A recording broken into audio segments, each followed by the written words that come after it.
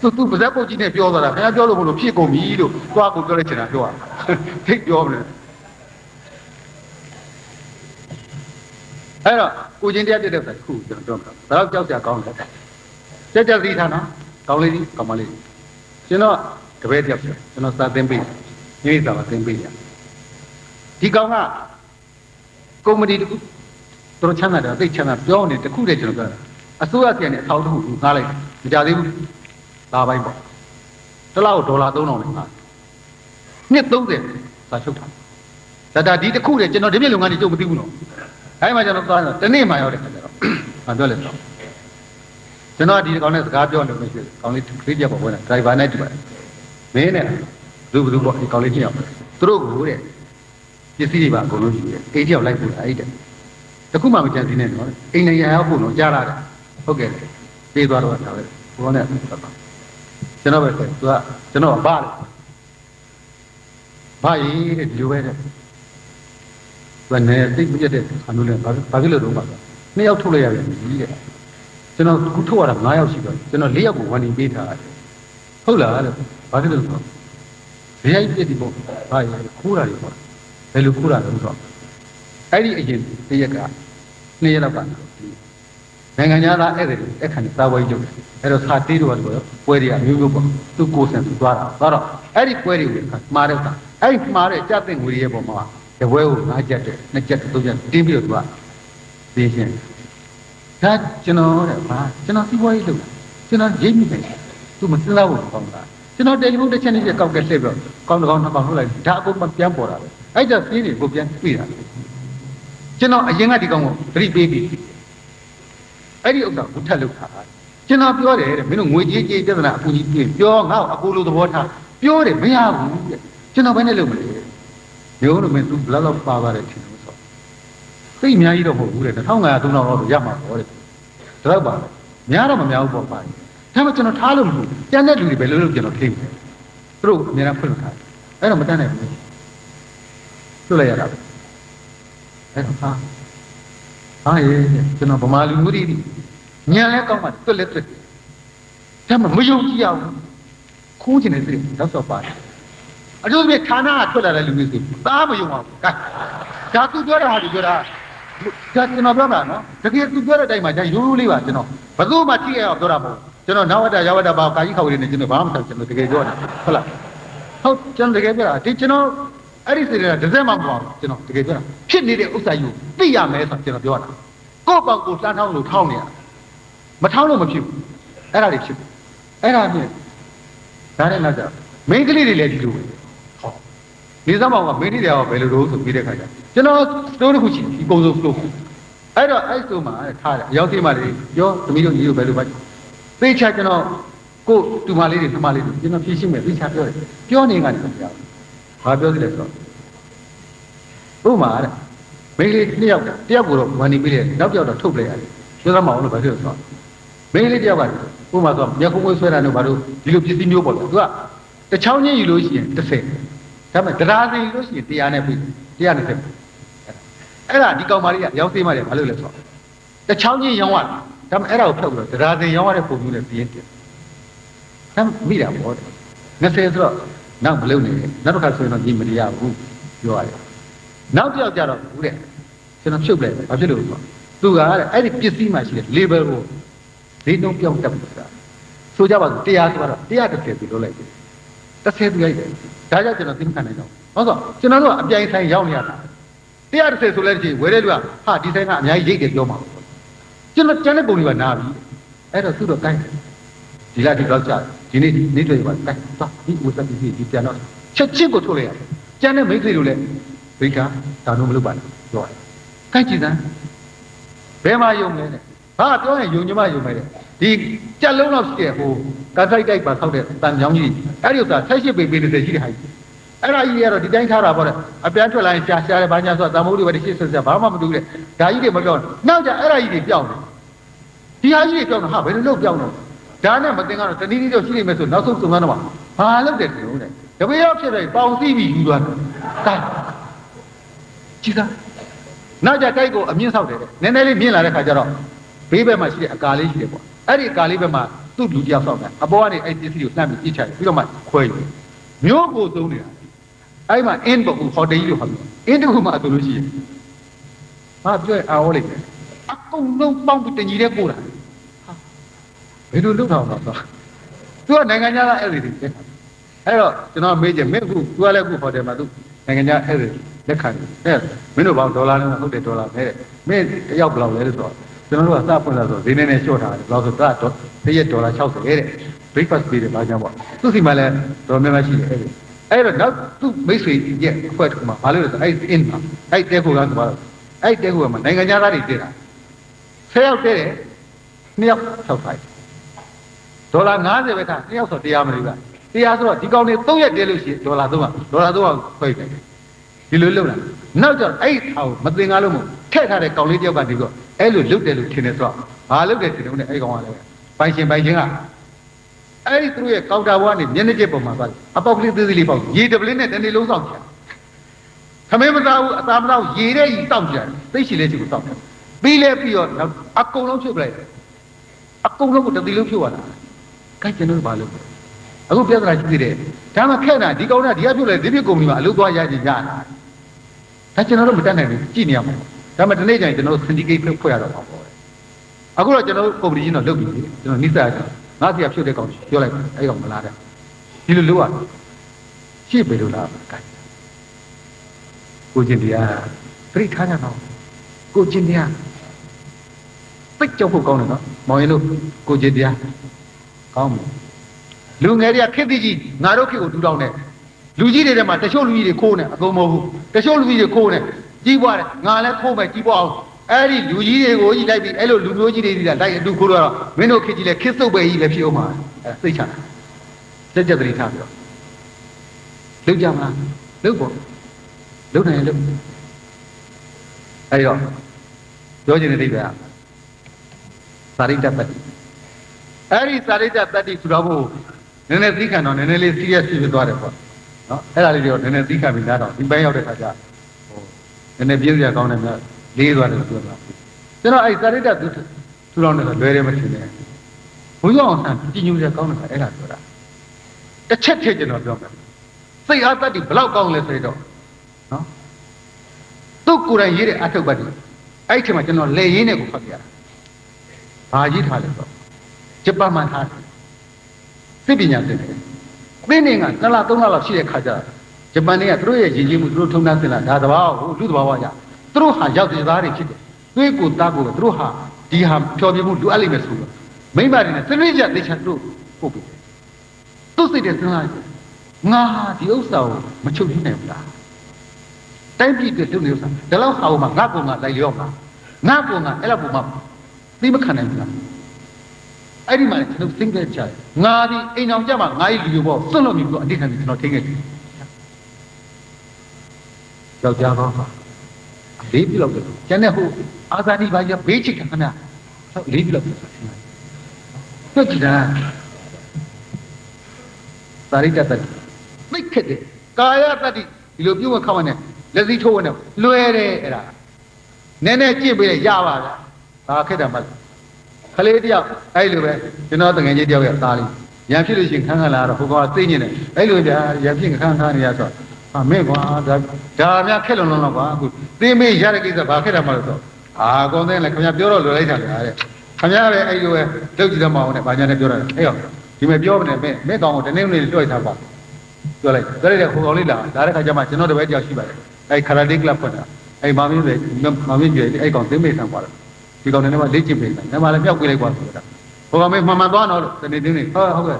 ယူစီပါတယ်ဟုတ်ကဲ့ဖြစ်သွား။သွားတော့ကျွန်တော်လည်းထားပေးတယ်ဗျာဒီလေမေးပြောက်တော့သူကလေ့ကျင့်တယ်ကျွန်တော်လည်းဘယ်ဒါလေးတယောက်ကောင်းတဲ့ဘယ်ရှိတော့။နောက်3 4 5လလောက်လာရှိတဲ့ခါကျသွားတဲ့ခါကျတော့ဒါနဲ့လျှောက်ပြီးတော့သူ့ကျွန်တော်တငယ်နဲ့တွေ့တော့ဟာဟုတ်ပါဟုတ်ပဲနဲ့မင်းဟိုကလပ်ကမှန်သွားလာပါနဲ့သူ့အဖေကိုမေးတော့ဟာသွားတယ်ဗျာသွားပြဿနာဖြစ်လို့များတဲ့အဲ့ဒါဟာဘာဖြစ်လို့လုံးဟာသွားအာကျုပ်ဒီကောင်များအိမ်ကြီးချင်းကံကောင်းလို့မှမျက်နှာမပြတ်တယ်ဒီကောင်လည်းမပြတ်တယ်ဒီကောင်လည်းကျုပ်နံပါတ်2ချက်လောက်ကျင်းလိုက်ရတယ်ဟာဘာဖြစ်လို့ဆိုတော့အဲ့ဒါဒီကောင်ခေါ်ပြီးတော့ဟဲ့မင်းဘာဖြစ်တော့ပြောစမ်းလို့ဘောလုံးကတော့ခါတိုင်းသူနေကြဖြစ်တဲ့ကောင်ကသူ့ကိုလာပြီးတော့ချဲတယ်ပေါ့လေခုခေတ်စကားနဲ့အဲ့လိုပြောတဲ့ခါကျအဲ့တော့မင်းရံဖြစ်တော့မင်းကသူပြောတဲ့စကားလုံးလေးတော့မှတ်မိတယ်သူ သူကလည်းကျွန်တော်ကိုလည်းလှုပ်လိုက်လေကြာသလားလို့သူကလေးစကားပေါ့လှုပ်လိုက်လေကြာသလားလို့ပြောအဲ့တော့ဘယ်နဲ့လို့ကျွန်တော်ကလှုပ်လိုက်တယ်ဟာဘယ်လိုလှုပ်လိုက်ဆိုဒီဖွားဆောင်ပြည့်ပြီးဖောင်းတိုင်းဖိုးကောင်းရင်မဒိုင်းနဲ့တက်တာဘေးရသူ့ပြောင်းဝင်ခမရကန်ကောင်းလို့နောက်ကအုပ်မြောင်းအုပ်ဆိုင်နဲ့ကပ်ပြီးလွဲတာဖိုက်ကုန်တယ်တက်လွဲတာတုံးနဲ့သိနေတယ်အဲ့ဒါတောင်မှဒီကောင်ကိုတဲ့ရင်မမှာကိတ်ဟောရက်တာအော်တောင်းတော့မူးလို့မေးလို့ဖြစ်တော့မနေသိပ်ရတယ်ကျုပ်လည်းဟိုလူကြီးတွေအားရတယ်ဒီကောင်တပန်နဲ့ချက်တော့ကျင်းလိုက်ရပြီတော့ပေါ့လေကဲသူ့ဘာသူနိုင်နေလာပြီသူ့ကားပြင်းတဲ့တိုင်ကိုကပြင်းတဲ့ပြီနိုင်လာပြီဆိုတဲ့ခါကျတတ်တီကောင်းလာတာလောကကြီးမှာကိုကနိုင်မယ်ဆိုရင်တတ်တီကောင်းတဲ့လူကြီးရဲ့လား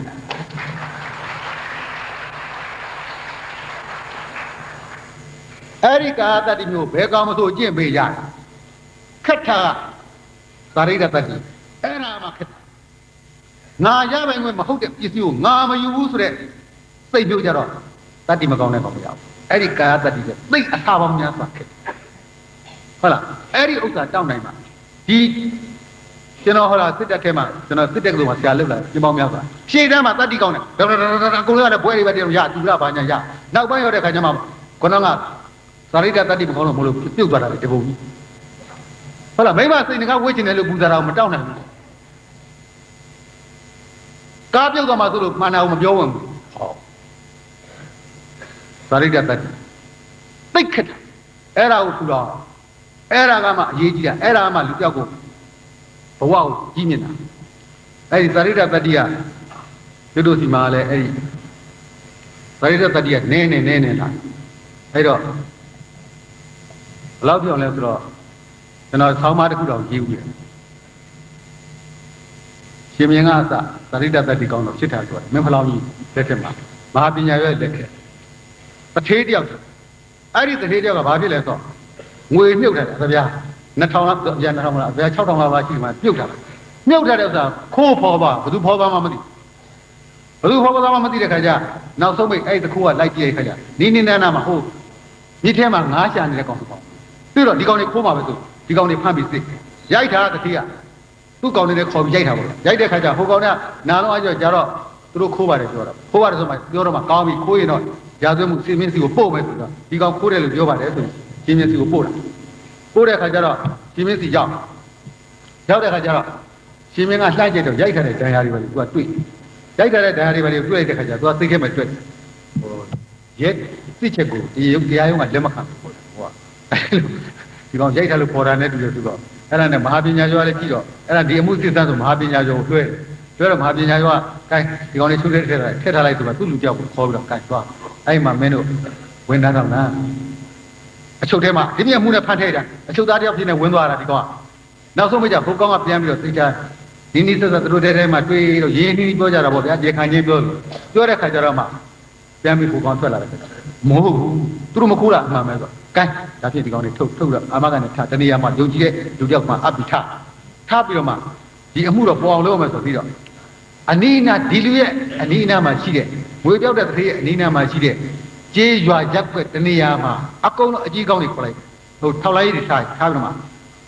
ှရခင်ကနဲ့မတူဘဲနဲ့ရုပ်တရက်ချမ်းသာပြီးသားလားတောက်လားသုံးလားဖြုံလားဖြစ်နေတဲ့အိတ်တွေရှိလို့ရှိရင်အဲ့ဒီအိတ်ကိုဒီမှာအများသတင်းပို့လို့လိုက်တဲ့ကအဲ့မှာဟိုကောင်တော်ကအလှူတွေပါပေးနေတာအမှန်လေးသွားပြီးစားကြတောက်ကြချက်ကြပြုတ်ကြအဲ့လိုဖြစ်တော့ဒီကောင်တော့အဲ့လိုပဲဆန်းဆန်းရုပ်တရက်ချမ်းသာလာတယ်ချမ်းသာလာဆိုအဲ့တော့ကောင်းပြီအဲ့ဒီမှာမဟာပညာကျော်ကသူလက်စွပ်တစ်ခုရှိတယ်အာသဗျာ1000တန်းတဲ့လက်စွပ်အဲ့ဒီဗရမ ्या လက်စွပ်အဲ့ဗရမ ्या လက်စွပ်ကိုသူ့စီကိုသွားပြဒီလက်စွပ်ကလေးရောက်ပေးသမှာသူ့ကိုဝယ်ခိုင်းတာမဟုတ်ရောက်ပေးသမှာ900နဲ့ရောက်ပေးသမှာဆိုဟိုကောင်ကကြောက်နားမလဲအဲ့ဟိုကောင်ကလူတဲ့ကောင်ကနားမလဲတော့နားလဲတဲ့ကောင်ပြရတယ်ဗျာ1000တန်းဟာ1000တန်းနဲ့ဆိုရင်ဒါ900နဲ့ဆိုငါအချောင်ရတာသူကကြားတဲ့နေ့သူကယူလိုက်ဟိုလူရောက်ပေးတဲ့သဘောနဲ့ဆိုယူလိုက်တယ်ယူကမှသူခိုးထားတဲ့ငွေနဲ့ခြေလိုက်တော့ရှေ့တုန်းကပိုက်ဆံဒင်းကားရှိတဲ့ခင်မငွေစားအတုံးလိုက်ကိုဖြတ်သုံးရတဲ့ဖြစ်ဆိုတော့အဲ့ဒီငွေစားကိုယူတော့ဘယ်တော့မှငွေပြောက်တဲ့ဆေးဥပြန်ဒီငွေစားမင်းငွေစားလားဟုတ်တယ်ဒါမှမဟုတ်အဲ့ဒါလာသားဘိုးကောခေါ်ပြီးဖြစ်တော့အကုန်ပေါ်ဒီတယောက်ကအမှုပေါ်တာတုံတော့မှုတော့ပဲမဆိုးပါဘူးကျုပ်ကကြိုက်တာစီရင်ချက်ကိုကြိုက်တယ်ဒီဥစ္စာမှာတထေးဟာခိုးသူနှစ်ယောက်ပါပဲလို့ငားကြတဲ့လူနှစ်ယောက်ကိုကြားပြီးတော့ရိုက်တယ်အပြစ်မဲ့ပါလေတမင်ရိုက်တဲ့အတွက်ကြောင့်အပြစ်မဲ့သောသူရိုက်တဲ့အတွက်ကြောင့်သူတို့အတပြားထောင်စီရောသေးတယ်နစ်နာကြည့်ပြီးနောက်ခိုးတဲ့သူကလည်းခိုးတဲ့အတွက်ကြောင့်မလို့မင်းပြင်းမင်းတာခံစီတယ် ထိုက်တဲ့တော့အတန်ကိုခါပေါ့ငါးနှစ်ဆိုငါးနှစ်သူ့ဥပဒေတိုင်းခံသေးတယ်နောက်ပြီးတော့မှအဲ့ဒီမှာရှိတဲ့ရရကောင်းအကြီးအကဲတို့ကြီးဤသူဒီဘယ်တော့ကြောင့်ချမ်းလာလဲဘယ်လိုလုပ်ရောက်ပြပိုက်ဆံရှိလာလဲဆိုတော့ကို့မျက်စိအောင်နဲ့ဖြစ်နေတယ်ဘယ်ကရလာလဲဆိုတော့မစူးစမ်းတဲ့အတွက်ကြောင့်သူတို့အားလည်းရှုပ်ချတယ်အဲ့ဒီတည်းမှာအလူမာသွားစားတဲ့ကောင်တွေကတော့အဲ့ကုန်ကြတဲ့ဈေးအလူငွေကိုအကုန်လုံးပြန်ရော်သေးတယ်ချာစဉ်းစားကြည့်တာကျုပ်တို့ခင်ဗျခုခေတ်ဆိုလို့ရှိရင်အဲ့လိုသာရောရမှာဆိုကျုပ်ဘယ်လောက်ရောနေရမှာမသိသွားစားမိတာပြန်သိလိုက်တာ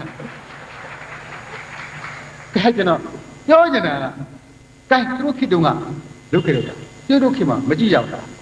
ဘာဖြစ်လို့မသိလဲဘာလို့ချမ်းသာလာလဲဘယ်သူများစစ်ဘူးလဲစစ်ကြည့်သမ်းပါလားဖြစ်လို့ဖြစ်ပါဗျာတော့ကြထောင်မဆမဲနေတော့လဲဟောကြ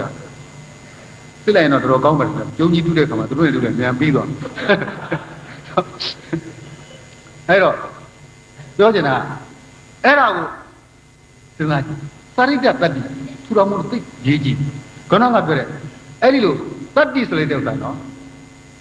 ရိုးသားမှတတ္တိကောင်းတယ်တတ္တိကောင်းမှလည်းရိုးသားလို့ရတယ်အပြန်အလှန်တော့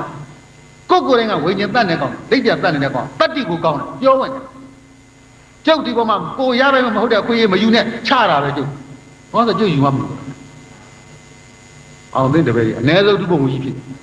အ ਨੇ ဆုံးအနေဆုံးကောင်းပြောတာဘုံမှုတယောက်ဖြစ်နေရင်အဲ့ဒီကောင်တစ်ခုကြောင့်ယာရုကြတာမရှိတော့တော်တော်မြင့်မြင့်ကြီးတွေကိုရှိကျုပ်ဘာမှမယူဘူးအတ်တို့တစ်ချောင်းမတောင်းဘူးပြီးရောရှင်းအောင်ကျုပ်ကဆိုစာတင်နဲ့စာသင်စာရေးစာကောင်းလိုက်တဲ့တင်မိန်လိုက်တဲ့တင်ပြောတန်းတန်းလေးစာအဲ့ဒါကြောင့်လေကျုပ်ဒီလိုပြောဝင်ကောင်းပါသာရိတ္တတော်မို့ဒီပိုင်းနဲ့ပတ်သက်နောက်တစ်ခုကကလေးစိတ်ထဲမှာမပြောက်စေခြင်းနဲ့ကလေးစိတ်ကိုပြောမှာနော်အဲ့ဒါပါလေစီကံနဲ့တောင်းစီကံခမကလေးဟာသူတို့တကယ်စီကံကောင်းတယ်နော်ခမတို့ဆွဲတဲ့စီကံကိုပြောတော့သူတို့ဆွဲတဲ့စီကံကိုတကယ်လိုက်တာအော်ကြကောင်းတယ်ခလေးတွေဂျင်ပေါက်တယ်စပါလို့စီးဝိုင်းဝိုင်းရတာစီးဝိုင်းနဲ့ဝင်ရင်ပဲလို့စီးဝိုင်းအပြင်ပဲထွက်လို့ခလေးတွေရေးထားတဲ့ဥတွေတကူကြီးရှိတယ်ထုတ်စီးတို့တယ်ပထမဆုံးကခုံးနဲ့ဖြစ်ရင်းနဲ့ဖြစ်ထုတ်စီးပြီးလိုက်ရတယ်စီးပြီးလို့ရှိရင်အဲ့ဒီစီးမှာဒီစီးကိုမထိရခေါင်းစီးပေါ်ဘယ်လိုမဖြတ်ဘယ်လိုဖြတ်အဲ့ဖြတ်လို့ရှိရင်ထမီးဘူးလောင်းနေတဲ့ဘယ်လိုပြောမှလည်းဘယ်မိန်းကလေးကစပြောခဲ့တဲ့စကားလုံးမှမသိဘူးထမီးဘူးလောင်းနေတာဒါပေမဲ့ခုရက်ထိဒီဥတွေဟာအဒီဖြစ်သေးအဲ့တိုင်းလိုက်တာတဲ့သူတို့ရေးတဲ့စီကံကိုသူတို့လိုက်နာတယ်ခဏနဲတဲ့တက်တီလားဘယ်တော့ချစ်ဖို့ကောင်းတဲ့ကလေးဟုတ်လားဘုံမှာဆိုတော့ဒီရင်ပေါက်တယ်စီးပြင်ထွက်ရင်ပဲခါနောက်တစ်ခါရင်ကိုပေါက်လိုက်တယ်ပေါက်လိုက်ပြီးတော့မှဖြတ်ဆိုမလိုက်ပဲလက်ဖွားပေါ်မှာပြန်လဲအောင်လုပ်နေတယ်အဲ့ဒါဆွတ်စပတ်ဆိုတာဆွတ်စပတ်ဆိုတာသူတို့ခေါ်တာဘုံမှာဆိုတော့ရင်ကိုပေါက်လိုက်ပြီးတော့လက်ဖွားတော်နဲ့ပြန်လဲစေနိုင်သောသူကိုဆွတ်စပတ်ကိုခေါ်တွင်စေရမယ်ထိုးခြင်းသည်အပေါက်ခံခြင်းမရှိသေးရရေးမထားပါရေးမထားပဲအတီးဖြစ်နေဒီဥတွေကဖြတ်လို့မရဘူးဘာလို့ရေးမထားတော့ဖြတ်လို့ကိုမရဟုတ်လား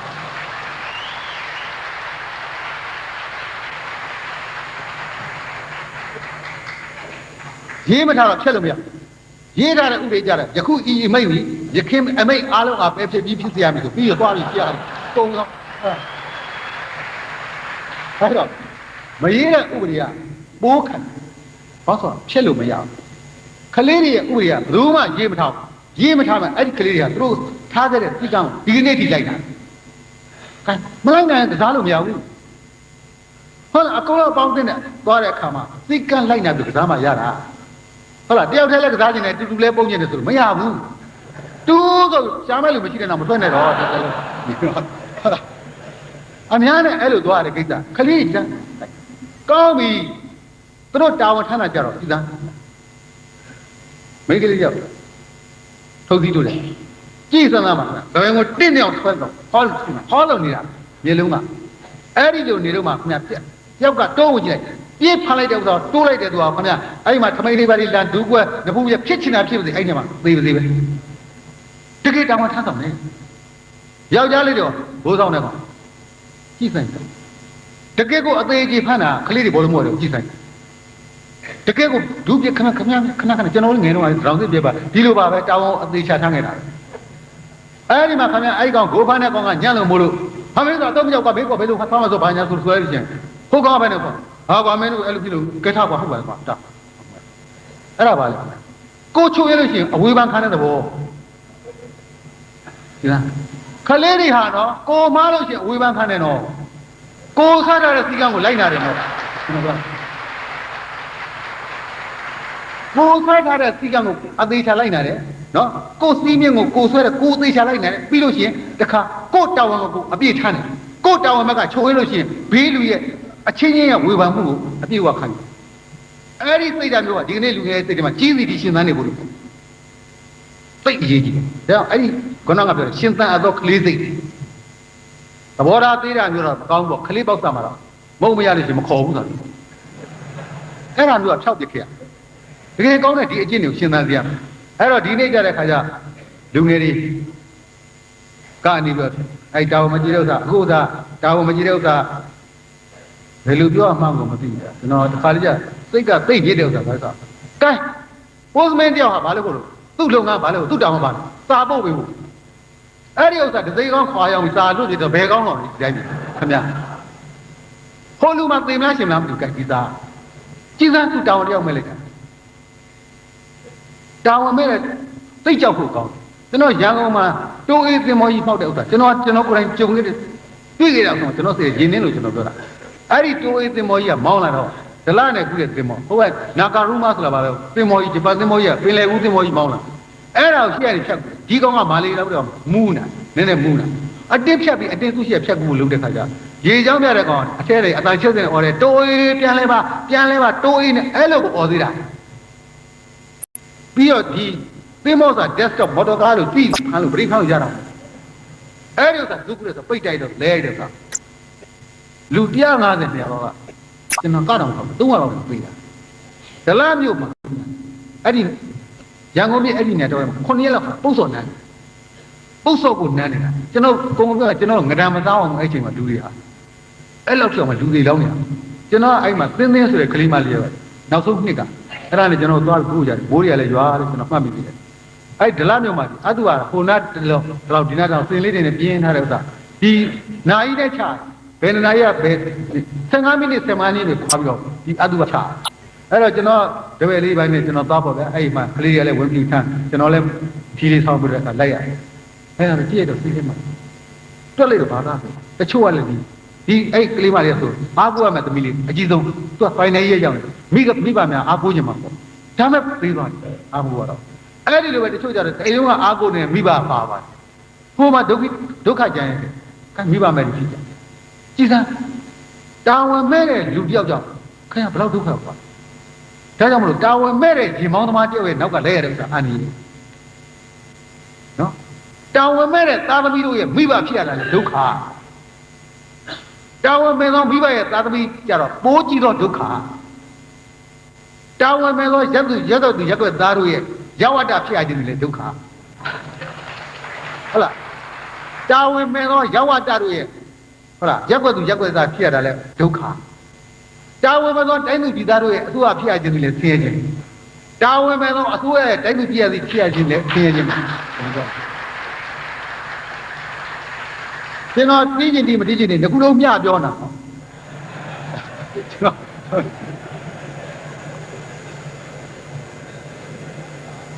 ဟုတ်လားဘုန်းတော်ကပြောတယ်စီကံမလိုက်နာတဲ့လူတွေနဲ့နေရတဲ့ဥစ္စာလည်းဒုက္ခနော်စီကံမလိုက်နာတဲ့လူတွေရဲ့လိုက်နာတဲ့လူတွေရဲ့ရက်ွက်သူရက်ွက်သားတို့ရဲ့ရောက်ဝတ္တဖြစ်ရတဲ့ဒုက္ခစီကံမလိုက်နာတဲ့ရောက်ဝတ္တရဲ့ရက်ွက်သူရက်ွက်သားဖြစ်ရတဲ့ဒုက္ခအကုန်လုံးပါဗျာဒီလိုပဲကြောက်တွေးကြည့်နေရာတကာပါပဲကျွန်တော်ပြောတာအဲ့တော့ဒါကြောင့်ကျွန်တော်ကလူငယ်တွေကိုခလေးသိမပြောက်ဖက်နဲ့တချို့နေမှာခလေးဘဝနဲ့ထားသိတယ်လို့ကျွန်တော်ပြောတာကောင်းပြီနောက်တစ်ခုပြောမှာတော့ကကျွန်တော်ကမုံရကောလိပ်မှာကျွန်တော်ဒီလိုပေါ့အမေးပြေသူတို့လေးလောက်ရတယ်လောက်တော့ခလေးတယောက်ကမေးတယ်ဥစ္စာဆရာရှင်တဲ့ကျမတို့ဘွဲရပညာတတ်တယ်ဟာတဲ့ဘွဲရပညာတတ်ပါဖြစ်ပါလေနဲ့လူရမဝင်ဖြစ်နေတယ်ဘာရောက်ပါလဲကျွန်တော်ဖြေခဲ့တာပြန်ပြောချင်တယ်ကျွန်တော်ဖြေလေးကျွန်တော်ဂျင်းနဲ့လို့ပြန်ပြောတာပေါ့လေနော်မင်းလို့လူရဝင်ခြင်းလားလူရဝင်ခြင်းလို့ရှိရင်အသုံးမကျတဲ့အကောင်မဖြစ်စေနဲ့ သုံးမကြတဲ့ကောင်ဘယ်တော့မှလူရမှုဘာလဲပညာတက်ချင်တယ်မှာဘွဲရရင်ရအသုံးမကြတဲ့အကောင်ဖြစ်နေမှလူရမှုဘာလဲဆိုတော့ပတ်ဝန်းကျင်အတွက်မင်းဟာအများအားအသုံးဝင်နေအောင်နေပါတချို့ပညာမတတ်ဘူးဒါမှလို့ရက်ွက်ထဲမှာလောက်ကြကြဟိုဘက်ကခင်ဗျာထမင်းတို့ဘဲအော်တယ်ဒါနဲ့ဗုဒ္ဓဘာသာတော်သူတော်စင်ပေါင်းတို့ခင်ဗျာကျွန်တော်များလေးစုတပ်ဖို့ရွှေတုံးသေးတွေရောပြည်ရမြက်ကြီးရွှေပြရွှေသင်္ကန်းများခါလျံတို့ဘာညာနဲ့ဒါသူလည်းတနည်းနဲ့သူ့ကိုယ်သူအသုံးဝင်အောင်လုပ်တယ်ဟုတ်လားသူ့ကိုယ်သူအသုံးဝင်အောင်လုပ်တယ်အိမ်မှာကိုယ့်ကိုယ်ကိုအသုံးဝင်အောင်လုပ်ကြည့်မင်းကိုမပြန်ပြီးစဉ်းစားအိမ်မှာငါဘာအသုံးဝင်လဲသားတယ်အိတ်တယ်ကျွန်တော်အဲ့ဒါလေလို့ကမင်းအိမ်မှာအသုံးဝင်တဲ့ကောင်အသုံးဝင်တဲ့ကောင်ဆိုမင်းကိုအသုံးမကျတဲ့ကောင်ပြောမှာပဲအိမ်ကလည်းဘာအသုံးမှမကြောက်ပြောမှာအိမ်မှာအသုံးဝင်တဲ့ကလေးကိုအိမ်ကတံမိုးထက်တာသူ့ကိုလူရသွင်းပေးတာလူရဝင်အောင်လုပ်ပေးတာအဲ့မှာသွားမင်းမလွတ်လိုက်တယ်လို့ဆိုအဲ့ဒါပြလဲဘယ်ဟာပြောခဲ့နော်သူသုံးအောင်လုပ်တာ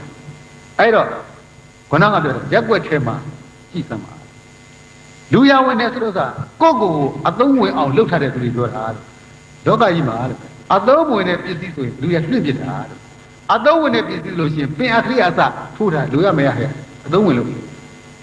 ့အသုံးဝင်တဲ့ပစ္စည်းကြရေယိုစုပ်ကြည့်မယ်လို့သွားတော့တိုင်းသွတ်လိုက်တာအသုံးမဝင်တော့ပဲအဲ့တော့အသုံးဝင်လို့ရှိရင်ဘယ်ပစ္စည်းကိုမှလူရအမိုက်ချုပ်ကပြီးမထားဘူးလို့မင်းဟာရက်ွက်ထဲမှာအသုံးဝင်တဲ့ကောင်ဖြစ်နေလို့ရှိရင်မင်းအမိုက်ပဲလို့ဘယ်တော့မှမလူရမဝင်နဲ့မင်းကိုမဲအသုံးကြအောင်လူရအောင်လုပ်ကြည့်တယ်မှာအသုံးကြအောင်အသုံးအောင်လုပ်ကြမှာလို့ဆိုလိုတဲ့ကပတ်ဝန်းကျင်အတွက်မင်းအသုံးကြတဲ့လူတယောက်ဖြစ်လို့ရှိရင်မင်းလူရဝင်လာတယ်မင်းကိုပြစ်ထားလို့ကိုမရဘူးအားလုံးပြတ်ကြည့်ပေါ့အကုန်လုံးချုံလိုက်တာ service ပေါ့ service to the society ပေါ့လောကပတ်ဝန်းကျင်ကိုအကျိုးပြုရင်ဟောဒီနေ့ညဒီရန်ပုံကိုရအောင်လုပ်ပေးတဲ့ကောင်လေးတွေဟာအသုံးဝင်တဲ့ကအဲ့လိုကောင်လေးတွေပြောတာကိုသားကိုမရရှာကြည့်တာတော့ကြားပါဒါတော့မကြွေးမဖြစ်တော့အဲ့ဒါအသုံးဝင်အဲ့ဒီအသုံးဝင်လေးတွေလောကမှာတရားဝင်လေးတွေလောကမှာလူရတံမိုးထားလေးတို့ဒီတဲ့မြင့်မြတ်တဲ့လူတွေကြတော့သူတို့ကိုသူတို့အသုံးဝင်အောင်လုပ်သွားရတာစဉ်းစားကြတာဘိုးကျောင်းအောင်ဆန်းကြည့်မလားသူတို့ကိုသူတို့အသုံးဝင်သွားရတာမိတွေပဲဖြစ်နေအဲ့ဒီစင်းတို့သူတို့ကြည့်မလားဘယ်တော့အသုံးဝင်သွားလဲဒီနေ့အထိအမှတ်ရနေအောင်လုံးနေရတယ်ကြည်ညိုးနေရတယ်အားကိုးနေဒီနောက်ထပ်ပြောလိုက်တဲ့ခါကျမြတ်စွာဘုရားကျဘယ်နဲ့လို့ပြောသူ့ကိုယ်သူအသုံးဝင်အောင်လုပ်သွားလိုက်တဲ့ကိစ္စလောကကြီးမှာတို့မှမမြင်လဲရဘူးပဲနဲ့ထိုင်ပြီးရှိခိုးနေရတယ်ပန်းတင်နေရတယ်ဆွန်းတင်နေရတယ်ကဲအသုံးလိုက်တယ်လေဒီသူဟောခဲ့တဲ့ဘုရားရဲ့ဒေသနာတော်ဆိုတာပိဋကသုံးဖို့သံဃာနာတင်ထားတယ်ဆိုတာလောကကြီးကိုဒီနေ့ထိတောင်းလျှောက်လို့ကဲကျွန်တော်တွေ့ကြည့်နော်ဘုရားတောင်းလျှောက်တာနဲ့အစိုးရတောင်းလျှောက်တာဘယ်လိုတောင်းလျှောက်တာများတယ်ထင်လို့တကယ်ပြောတာဘုရားတောင်းလျှောက်တာပိုးများတာအစိုးရတောင်းလျှောက်တယ်ဆိုတာသူ့နေရာလေးတွေရဲ့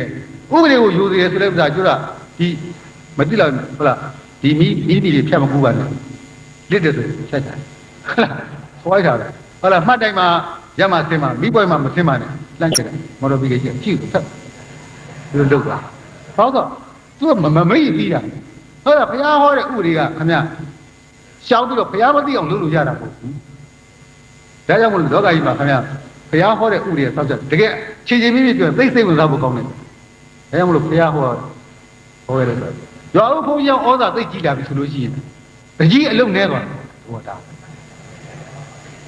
ဟုတ်တယ်လေရွာဦးဘုန်းကြီးဩဇာရှိတဲ့ကဟိုကောင်လေးဘာကြောင့်တပည့်တွေလည်းသိများသူကရှေးခေတ်မော်နာစထရီပေါ့ကျွန်တော်ဘုန်းကြီးပြည်လေးစနစ်ကအဲ့လိုသွားတာဟိုကောင်လာဆိုအဲ့ဒီကောင်လေးငယ်ကောင်လေးကနိုင်နေအရက်တဲပြီးတောင်းနေသေးတဲပြီးတောင်းနေဆိုအဲ့ဒီကောင်မပြောတော့ဟိုကောင်သူ့အဖေကဒီဘုန်းကြီးကြောင်းမှာသူ့တပည့်အဲ့ဒီကောင်ခေါ်ရတဲ့သံပဆိုကောင်ခေါ်ရတော့ဒါရှင်ပြ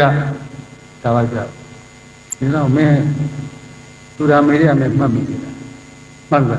နည်းနည်းရိပ်ပြီးဘုရားတုံးနေပြီမင်းကောင်ဒီလောက်တော့ထိုင်နေတော့ဟမ်အသုံးရတဲ့ကောင်သွားပြဟာကျောင်းတဲ့သာသမီဒီလိုဖြစ်တယ်ကြားကုန်တယ်ရှစ်ဖိသွားဟိုကောင်ကဟဲ့လာလားဟမ်ဘုန်းကြီးငါငယ်တော့တခါမှမင်းကြောင့်မလို့လာသားတော့ပြင်းဆိုချအဲ့ဒီလိုနဲ့ထိမ့်လိုက်တာထိမ့်နေတဲ့ခါကျတကြီးကသေအိုးလဲဖမ်းနေကြမလို့တော့ဒါကြောင့်မလို့ဘုန်းကြီးစောင့်ရှောက်တာတကြီးစောင့်ရှောက်တာလည်းပိုးပြီးတော့အခုဘုရားစောင့်ရှောက်တာကပိုးပြီးတော့ကြီးတာအစိုးရစောင့်ရှောက်တယ်ဆိုတော့ဘုရားကပြရမဟုတ်ဘူးကျွန်တော်ပြောတာကဲလောကကြီးမှာဘလောက်အသုံးဝင်သွားဘလောက်အသုံးကျသွားအဲ့တော့အသုံးဝင်လေးကျွန်တော်ရှိခိုးနေရတယ်ဒါကြောင့်လူငယ်ကြီးဒီလိုလူရဝင်နေတယ်ဆိုလို့ရှိရင်အရေးကြီးဆုံးကမင်းလောကကိုဘလောက်အကျိုးပြုတယ်ဒါစဉ်းစားရမှာပညာတောင်းအောင်စဉ်းစားမှာ အဲ့တော့ကျွန်တော်လည်းပဲ